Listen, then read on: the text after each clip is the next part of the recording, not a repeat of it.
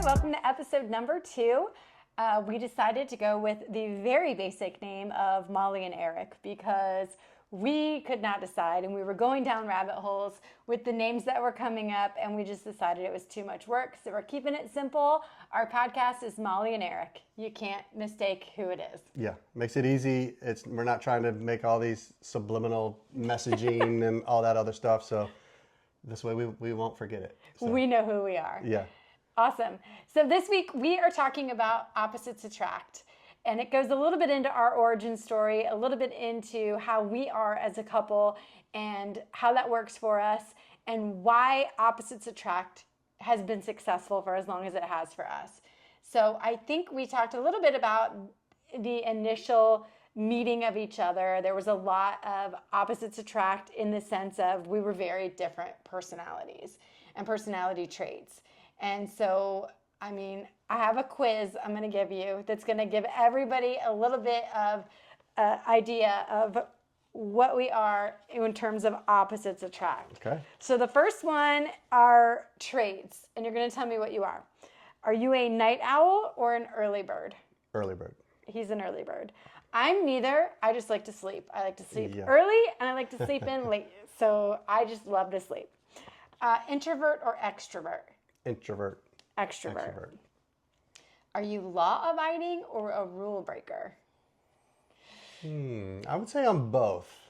More on the law-abiding side, obviously, but I don't mind breaking a rule every now and then. I would say I'm very, very similar to that. Yeah. Clean or messy? I can tell you Clean or messy? Clean, messy. Especially like when it comes to like clothes. Yes. Yeah. I leave my stuff everywhere. If I had our bathroom that was just my bathroom, it would be a disaster. I can guarantee it. But I don't, so I keep it as neat as possible.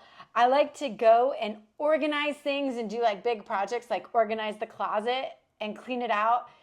But then I let it get messy again and I have to redo it. Yeah. You're very like, I'm going to clean the house today, and I'm like, I'll come home and like the couch and the rugs and the dining room table and everything are out in the driveway in the front yard because you're cleaning like crazy. Yes. As where I'm like, I'll just clean around a lot of that stuff. And yeah, so you're very like focused when you're cleaning. I take all of the kitchen chairs out. I take as much stuff as I can outside, and then I clean everything, and then I clean it out there and bring it back in. I do that for sure. Yeah.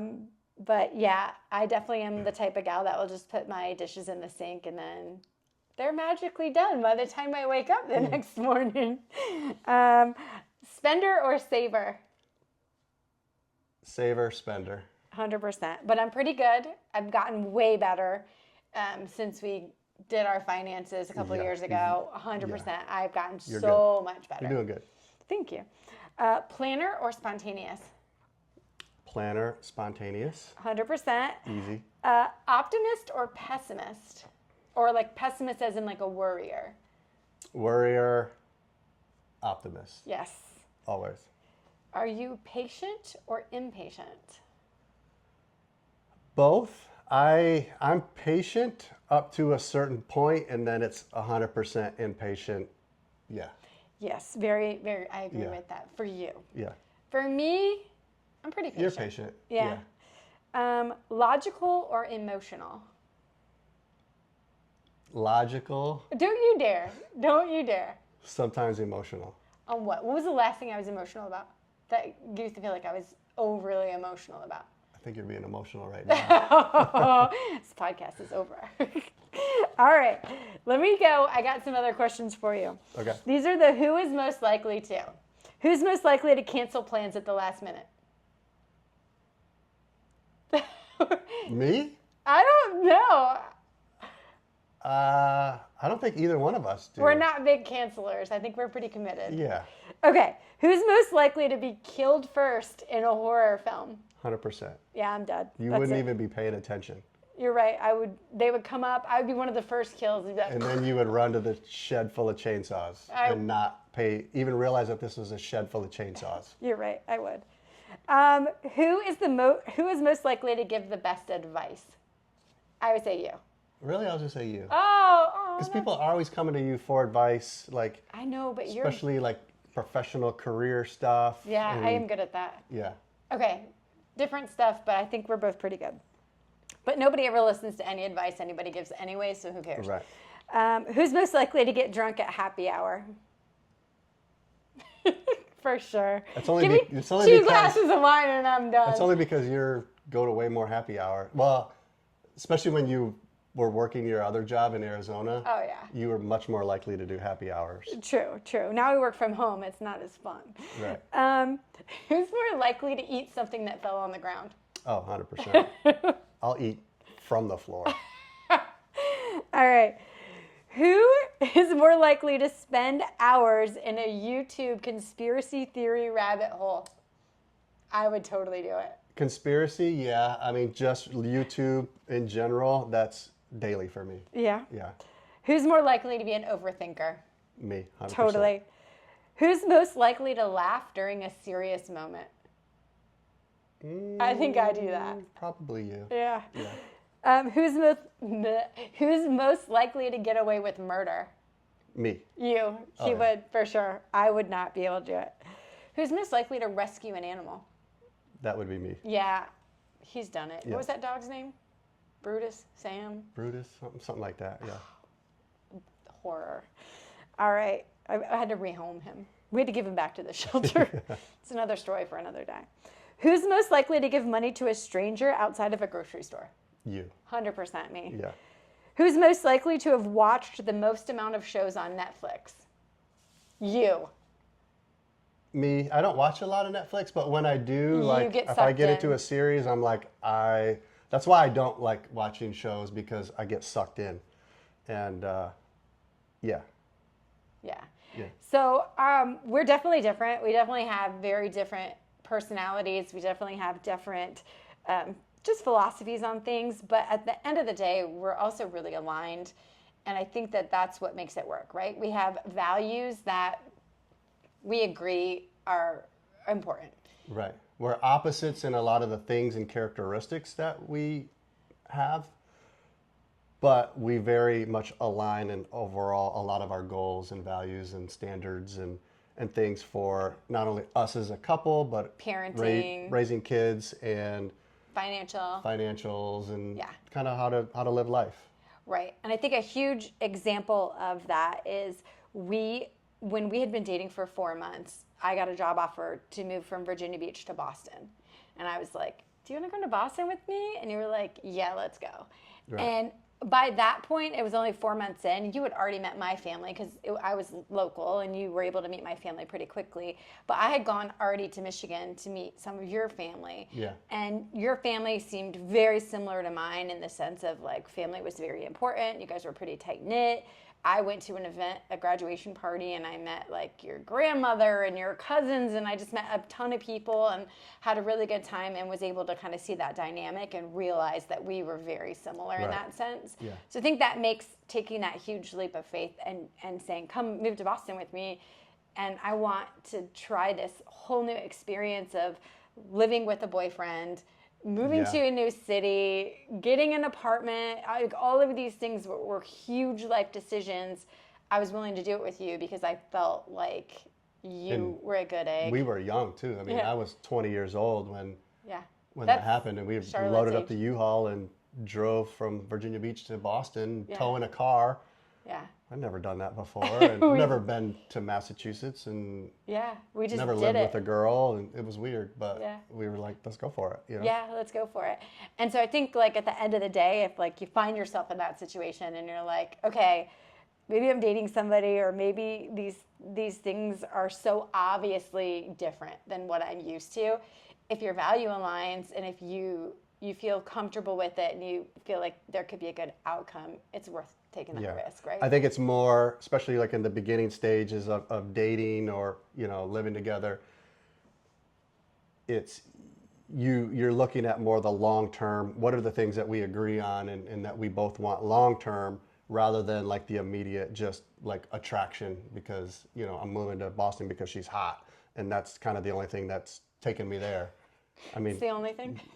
I'm just saying, like, if that's the only thing, then that's probably not going to work out, right? Like, But if you have, because she was hot, I had a good job and too. you had a job, and there was a lot of There was pluses. a lot of positives there. Yeah, but it was Money more and like hot. yeah, but it was more like I could see myself with this girl, like long term, because we agree and have the same vision on so many things. Yeah, for sure. So I think that's kind of an important distinction, right? So we are for sure opposites attract. I think anybody that knows us knows that we're completely opposite. And people are really surprised to find that while we're opposites attract, we're not big fighters. Like we don't fight ever. Ever, yeah. And we've never been in a loud argument ever. No, we even asked the kids about it last week, and Ethan was like, deer in headlights. He's like, I don't think I've ever seen that. And I was like, I can't imagine you have, because I just can't remember ever doing it. And so I think that that's interesting and different. And maybe that's part of our values that do align, is that we're not going to be those people that do that. And Right. first of all. And second of all, we work it out. We just figure it out.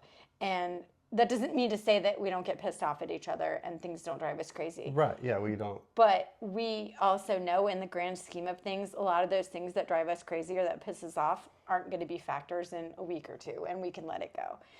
And I feel like some of the big things that have happened to us in our lives have allowed us to focus that way. And, we'll get into that later in different episodes, but like there are big things that have happened that really make you focus on the here and now and the being present and saying, okay, this is what's important. Right. And this other stuff is not important. You look at it as like, what's the overall goal, at whatever point it is in your life. I mean, obviously if you're married, your goal should be to stay married for forever. But, it's also if you've got young kids and if there's tension because of something with the kids, it's like, all right, well, what's the overall goal right now? Well, the overall goal is to, do the best we can for the kids. Right. And, but also to do that, you have to have, a strong connection and alliance as a marriage as well. Right. But that also doesn't mean to say if you fight with your partner that like we're judging you at all. It's just the fact of what we have. Right. Like we know people fight, and we know we're kind of an anomaly that we don't. And we know that people think that it's weird. Yeah. We get it. And I'm not saying that sometimes I don't want to scream that I'm right and you're wrong, but I just choose not to. Sometimes you are right and I'm wrong, I love it. Yeah.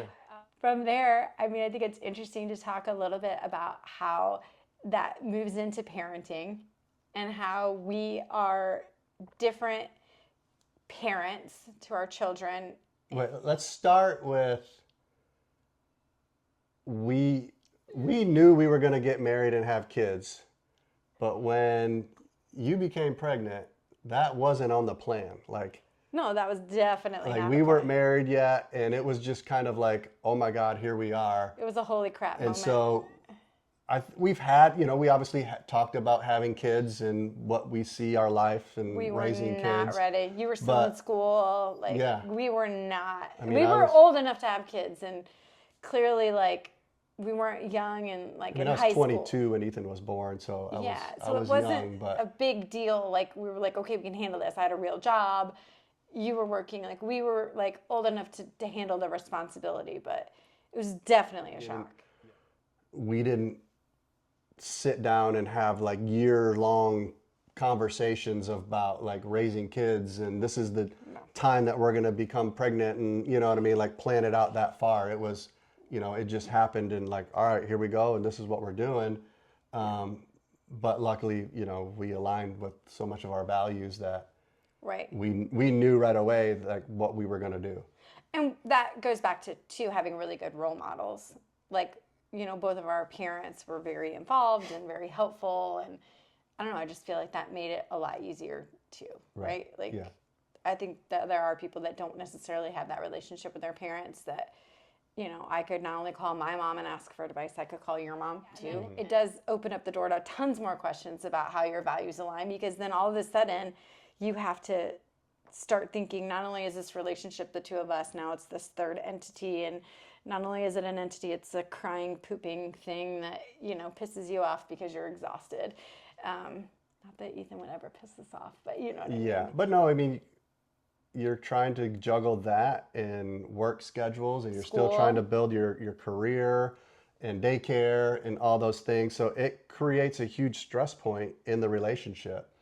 And so you do want to have some of those conversations with someone that I know we're total opposites on a lot of the stuff that we talk, that we do or we are personal, our personalities, but, what does having kids look like, and what are some We have to standards that we be- would have with our kids?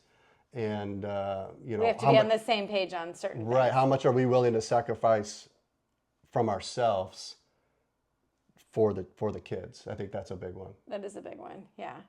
So I think it's really important to have those conversations. There's all kinds of books of questions that you can ask each other, and those are things that I really enjoy. And we've had some date nights where we've just taken a bottle of wine and some glasses and sat down and asked each other these questions, and it just leads to so much conversation, and it highlights your differences, but it also highlights your similarities. Right. I mean, you could easily do like that list that you ran off Oh, yeah. earlier. Like, That was just a are couple. you for this or are you for that? And, like with your wife or your boyfriend or girlfriend, like at a date night, just for fun, and it just provokes that conversation, right? And you kind of think of yourself in maybe different ways, or so it doesn't have to be like this super serious talk, or you know what I mean? Like you just Not at all. find something on ChatGPT and throw out, all right, give us 20 questions on yes or no. Opposites or- attract. yeah, I on think raising kids. I think I did like in a couple, who's most likely to questions. That was what I Googled. Yeah, But it brings up too, like what I Googled was, opposites attract. And I kept getting all of this stuff about there's no such thing as opposites attract because your values do align. Like I kept getting a lot of that. So I do think it's important. But I will say there's definitely some opposites and differences in the way we work with the kids and we parent. right. And our kids are older now, so it's a lot easier. But there's definitely a lot of gender role divide, I think, in the sense of I'm that nurturing, caring, patient person. You're more of a teacher, provider kind of role. I just feel like we definitely fall along those lines of like, if it's outdoors, you're going to probably handle it. If it's inside, I'm probably going to handle it. Not that, we have to. It's just, that's just natural for us as well. But I think some of the biggest differences that we have when it comes to parenting, one of the big things is just the level of patience maybe that we have, and certain things that I knew you were never going to be able to handle, like homework was not your forte. Absolutely hated homework. I hated homework as a kid myself. Like I wasn't a big academic kid growing up, and I never really was. But like to then to have to do my kids' homework, oh man, I hated those nights. Nightmare. I hated them. Yeah, absolutely. Whereas I am like, all right, let's dig in. I'll help you with this big project. I'll proofread your stuff. I will sit and do it with you. And that did not bother me at all. Yeah, thank God. I should put in here the text chain of Charlotte one time when she was young, did ask me for help for homework while I was out. I'm going to put it in here and give you guys a moment to read that, which just still cracks me up. I think when you come to parenting, it's nice to recognize what someone's good at, what someone's not good at. You knew I wasn't good at homework, so it wasn't very often that you were like, you got to go and help so-and-so with their homework, and because you knew like that was just not going to work. It wasn't going to work. And, but I'm also not afraid to speak up and say, you got to help because I can't do it. Right. And that's probably, I don't feel like you would have been like that to me, been like, get your butt over here and do this. I don't feel like you would ever say that. But I would be like, get your butt over here and help me because I'm losing my crap. Because it doesn't happen a lot, but if it did, I would not be afraid to speak up. Yeah. But definitely our relationships with the kids are different. Like I dig in with them a lot more on emotional stuff and just checking in with them. I'm really touchy. Like I'm always hugging them and like kissing them and stuff if they let me. I think it's just more of a mom thing. Yeah, I don't know. I think it evolves too as the kids get older. Oh, I think, for sure. You definitely change maybe some roles and right. Your relationships. You would. I always felt like, after having your first child that your second child is going to be very similar and ours are not. And so what I you don't think, think anybody's are. I think each kid is yeah, totally an right. individual. And you think like, all right, like this is how this is going to go. And then you're like, oh, okay, like this is completely different. And both good and bad. You know, Right. you're trying to learn how that works and how the dynamic works. And then they're trying to, learn each other too as two siblings. Right. So now you have like multiple What do people. what do you think your strengths are now as a parent? Like, what do you think you're good at, like imparting or like giving to the kids now? I focus a lot on, because I'm a planner, and so I think about how we still plan a lot as adults. We are planners. I always try to have the kids thinking about that next step in life. Like, where do you want to go? Where do you see yourself a year from now? Where do you see yourself 5 years from now? And What are you doing today to just get even there? take time to think about that. Like, think about what you want. Like, if you really want to be something in a certain job, sorry, my nose just keeps itching. Like, go and find a way to do that job. Or if you want to live in a certain place, like, you can. You just have to plan it out. And I think like a lot of people, even, they get to our age and they're like, I'm working a job that I don't know why I even started working here. A friend got me a job here 20 years ago.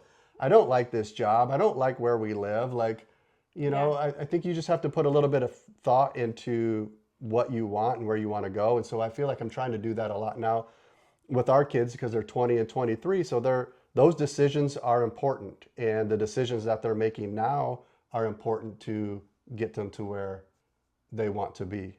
And so that's where I think I have a lot of influence now. And that's kind of where a lot of my thought has been with the kids for the last couple of years. I think that's pretty fair. I think you're also, that ties in with like financial. You're always working with them on their benefits and their things that they need financially. Like, that kind of stuff annoys me. Like, whereas I can do the homework, I cannot stand picking benefits, and I'm just like, just do it, I'll sign it, like whatever, Right. I don't care. And you're willing to sit down and dig into that and dig into 401ks and IRAs and all that crap. And that's not me at all. Yeah. Yeah, I think because a lot of times now looking back at what are the things that I wish I would have done, Yeah. or the advice that I wish I would have followed from my parents or former bosses or coworkers. And, we all have those stories like, someone told me I should have maxed out my 401k when I first started, and, I never listened to them. So I kind of look at the things that I wish I would have done, or at least would have paid more attention to, and really trying to push that into the kids. And I think we've done a really good job with some of those things, For like sure. with their savings and, their ability to save towards retirement already. And, and it's kind of one of those things, like once you get it started, it can just keep continuing. And to them, it's normal because they've been doing it since they were 16 years old, Or younger for Right. Charlotte. Yeah, I think Charlotte started her Roth IRA when she was 14, I want to say like 11 because we had the business. somewhere around there. Somewhere Yeah, so we were around able to contribute. And so those are things where that Roth IRA for her is just a normal thing. And Yeah. And she knows she has to contribute to it, and she doesn't have to max it out because she doesn't have that kind of extra money, but she also knows that she has to contribute at work for her 401k and that kind of stuff. So. yeah. All right. Well, we talking about money? You love to talk about money. Here's another opposites attract. You love to talk about money all day, all the time. I know. I don't know why. And then I'm also like, wait, how much do you have in savings? Like, where is that money going? I'm literally couldn't tell you. Which is funny because when we're talking about opposites attract, I remember like for probably our first 10 years of being married, like you handled all the finances. I did. Like you paid all the bills, you handled all the finances. Well, because I was not working as much after Right. we moved to Michigan. So we've moved a lot too. I don't know that we've talked about this. We met in Virginia Beach, moved to Boston, moved to Florida, Tampa, moved to Michigan, moved to Arizona, and then moved back to Florida. So like people are always like, y'all are insane, and still we don't fight. Yeah. We have moved quite a bit. We're not afraid of change as a couple together, and that's a big thing. Right. Kind of like when you go back to like planning and where you want to be, like we knew we wanted to be in Florida. But for about 7 years, I was working less, taking care of the kids. The kids were little. Ethan was sick. I was just present for that. And so I did feel like I handled a lot of that stuff that was kind of on the home front, and bills was one of those. Yeah. Until, I don't know, you decided you needed to have a ledger and a notebook and write it all down. Yeah, it got to the point where I just didn't know anything. I didn't know how much money we had, where our accounts were. And so now we're completely opposite. Yeah. But I remember you telling me, like, I don't want to deal with this anymore. Like, I am taking on the full responsibility of this, and it's not my forte. It's not something that I enjoy. No. And that's where, I think you being able to stand up and speak about that, and then me being like, all right, well, I'll take on this responsibility. And I never really gave it a thought at that point. And then once I started digging in, I'm like, okay, like I can really align with this, and I like this. I also married a spender. You probably said, I married a spender. Yeah, now I'm looking at, we got to get this. Now that I got pulled up, open the books, I'm like, we got to get this thing together. Like, damn girl. Yeah. Thanks for handing it over. But I'm good. I'm good. Yeah, now. no, but it's funny how that transitioned even like 10 years into our marriage. Yeah. And now it's like completely different than what it was before. Yeah. So I think the advice is don't be afraid to ask for more involvement, I guess. And like, if you want that and you need that, I think first of all, you should, as a female, know where your money is and where it's going, like in the relationship. You both have to know. You have to. You have to. So we did for a while, and we still do pretty frequently. On Tuesday mornings, try to get together. We'll take a walk. We'll do something, and I'll ask him for the millionth time, like, okay, how much do we have in savings? What are the big expenses that are coming up? And just start talking those things through and start kind of understanding where we are for the year, what our goals are financially for the year. We always like know that. Right. But I do think it's important to have like a financial meeting. Even if you're not the one that's like fully involved in it, you have to be aware. Yeah. Because God forbid something happened to you, like I need to know how to do all of it, and I need all the passwords, and I need all of that. But that being said, I still don't want to deal with it. You can have it. You're doing great. You are. I will just keep you, weekly. This is where we're at. This is what we need. This is where we're going.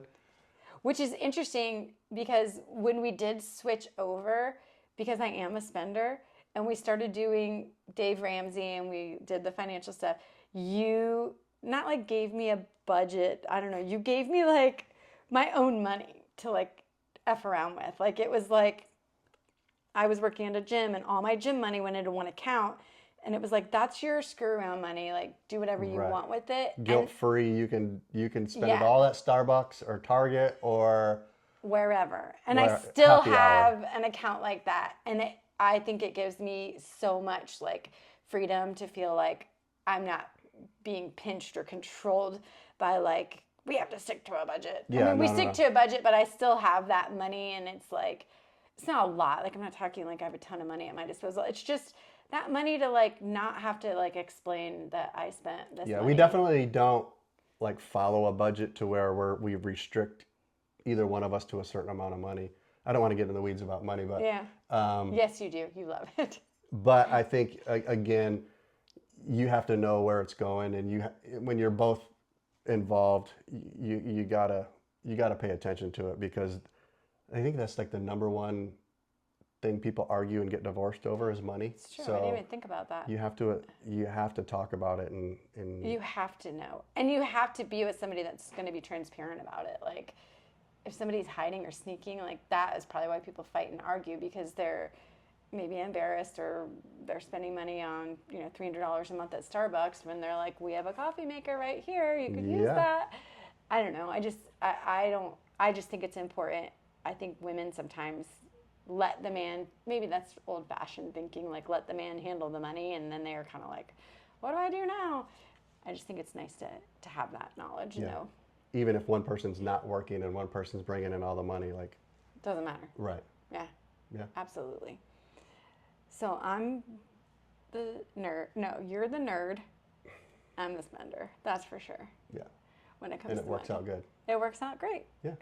When I look at where our spending, I'll just say, what was this? And Oh. she'll tell me, and okay, that's fine. Oh, yeah. I'd be like, oh, I saw that you had Chick-fil-A for lunch today.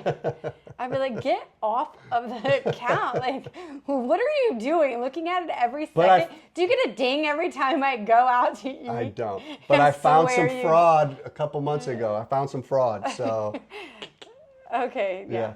yeah. Netflix. We apparently had a Netflix account we didn't know about, but now it's been disabled. Was that the one? Yeah, but we didn't have an account. We got Somebody, yeah, it was just someone going, charging us, and it said Netflix and whatever. but it wasn't.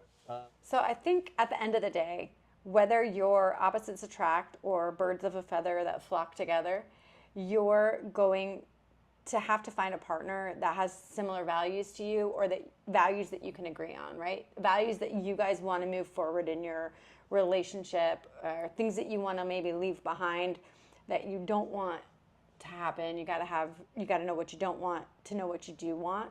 I think that's really important. Yeah. You have to be aligned in your values, but you still have to be able to be allowed to be yourself and Right. be who you are.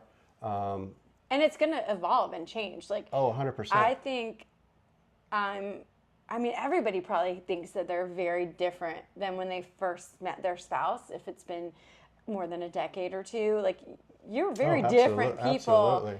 And things that change you are big things like moves and parenthood and job changes. There's so many things that life throws at you that present challenges to you. And if you guys have that goal oriented like relationship and you know what you want and you guys are on the same page, it's going to make those things when you're stressing out about them so much easier to handle, because you're not going to have to worry that you're going to fight about something that you've already decided is the path that you want to go Right. on. Be willing to sacrifice the small things for the overall goals. Like my Yeah. Starbucks. You don't have to sacrifice Starbucks. I don't know. I've never said no Starbucks. Okay. What? I just don't believe you. Okay. You have to be willing to sacrifice some of the small things for the overall goals, for the overall mission. And again, that's going to change over time. And as you're you going to evolve. change. People are going to change. Right. We all change.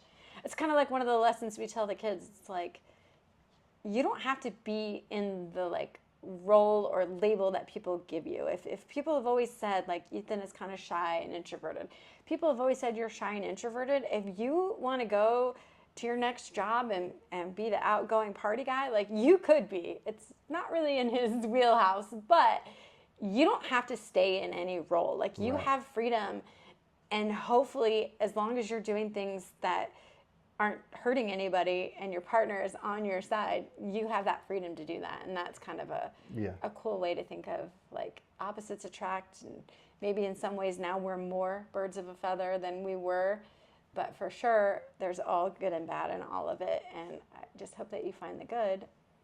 As long as you're communicating with each other, I think that's the biggest thing. Communication is you know, huge. because So maybe you find your Tuesday morning, you can have it whenever you want, your Tuesday morning financial talk, or we like to do, we called it the State of the Union on our anniversary, where we would sit down and talk about literally the State of the Union, like where are we, where are we going, what's happening, and it's just what do kind we of want to change? what's working, what's not working for you, Right. and we had some really honest conversations Yeah.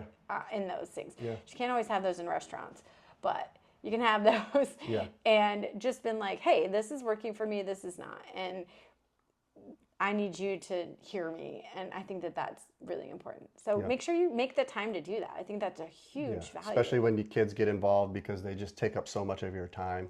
They suck the life out of you. Yeah. And you sometimes just feel guilty for taking that time for yourself, but you have to. I mean, you have to, as parents, take that time and be more well structured for the benefit of the kids and the family altogether. Yeah, absolutely. I think my dad gave me really good advice like a long time ago, probably when we got married. And it was, a relationship shouldn't be that you're giving 50% and you're giving 50%. It's that you should both be giving 100%, and that you should both be trying to be the one that does something more for your partner than they're doing for you. And if you're always thinking like that, then you're always keeping that person at the top of your mind and really valuing the relationship and what they mean to you. And so I think that that's kind of important. Yeah. So I feel like I've said the word value about 1,000 times. Sorry, everybody. Should we get into the wheel? Oh yeah, let's do the wheel. So I haven't built the wheel yet, but come on, dude. What's up? So Eric doesn't know the order that these are in. He doesn't know any of them. So last time he picked a number and it was 5. Yeah. So I think I have 9, and you have to pick a different number this time, and it can't be 5. 2. It could be 5. 2. The last text you sent. Let's see if mine's... Oh, mine's super easy. Mine's got a bad word in it. I wrote, holy shit, congrats to the Bills, because the Bills just intercepted the ball against the Jags and won the wild card playoff game. And that was to my friend Lynn. My last text going out, right? It's going out. That you sent? Yeah. Okay. Do you want to do... What's to you again? Of course. I don't know. Is it something super boring? It is good price. No, that's you. You sent that to me. We were talking about a house that we were looking at. Good price. I sent that to you. Yeah. Oh, we were looking at houses. Just because we always look at houses online. I can tell that I let people give the last text. I'm like... One of the questions that I could have asked was, who would take a week to respond to a text? Like, who's more likely to take a week to respond? Oh, I know who that is. That's me for sure. Between me and you? Yeah. You. Yeah. Okay. You haven't texted me. So the last text that I sent out, that was like, well, I'm confused now. Is it the last text you sent? Oh my gosh, the last text you sent. Because I'm looking at my messages and like I can scroll down to like 15. Before you find one that you've sent? That I was the last one to text out, but I guess that's not what we're talking about. Yes, the last one you sent. Okay. The last text that I sent out Yes. was to a buddy of mine at the gym, and he actually texted saying he saw one of our posts on Facebook on the podcast clip that you sent. Oh. And so I just text back him that we were doing the podcast, or that was some. He asked me like what we were planning, like what our goals were for 2026 after he saw that Facebook post. And I just said, thanks, man. Yeah, we're doing good. My wife and I started a podcast, so that's our new thing for 2026. Very cool. Yeah. That was a long way to get there. I'm sorry. I failed at that understanding. It's okay. That's why I'm the patient one. All right, y'all. We'll see you next time. Thanks for tuning in. See ya. Thanks.